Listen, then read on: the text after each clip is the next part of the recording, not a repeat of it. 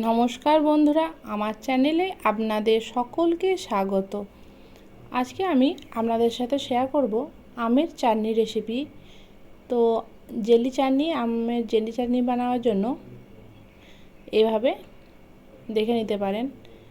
এভাবে করলে খুবই সুন্দর হয়। আর আজকে যে আমগুলো ব্যবহার করেছি, আমগুলো প্রচণ্ড টক ছিল, তাই একটু অন্যভাবে চেষ্টা করলাম। তো আমার ভিডিওগুলো কেমন লাগে অবশ্যই কমেন্ট করে জানাবেন। তো প্রথমেই এখানে আমগুলোকে ভালো করে পরিষ্কার করে নিয়েছি, খোসাগুলোকে ছাড়িয়ে নিলাম। আর তারপর এভাবে আমের ভিতর থেকে এই বীজটাকে বের করে দিলাম। তারপর আমগুলোকে সরু সরু পিস করে কেটে নেব। এখন বাজারে নতুন আম, তো এইভাবে আমের জেলি চাটনি করে বেশ কয়েকদিন আপনারা স্টোর করে রাখতে পারেন। আর এই গরমের দুপুরে এই জেলি চাটনিটা খেতেও খুবই সুন্দর লাগে।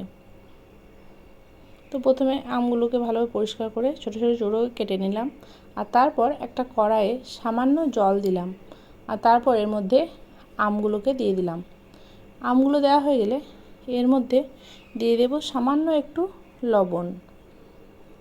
এটাকে খুব বেশি সিদ্ধ করব না, হালকা সিদ্ধ করে নাড়াচাড়া করে এটাকে নামিয়ে দেব, জলটাকে ঝরিয়ে নেব। খুবই সামান্য পরিমাণ তেল ব্যবহার করলাম, এখানে আমি সর্ষের তেলই ব্যবহার করেছি। তারপর দিয়ে দিলাম শুকনো লঙ্কা আর 5 ফোড়ন।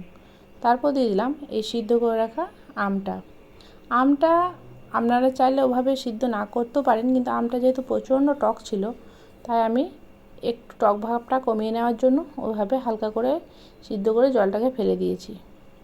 তারপর আমটাকে নাড়াচাড়া করে ওর মধ্যে দিয়ে দিলাম স্বাদমতো লবণ আর মিষ্টির জন্য চিনি। তো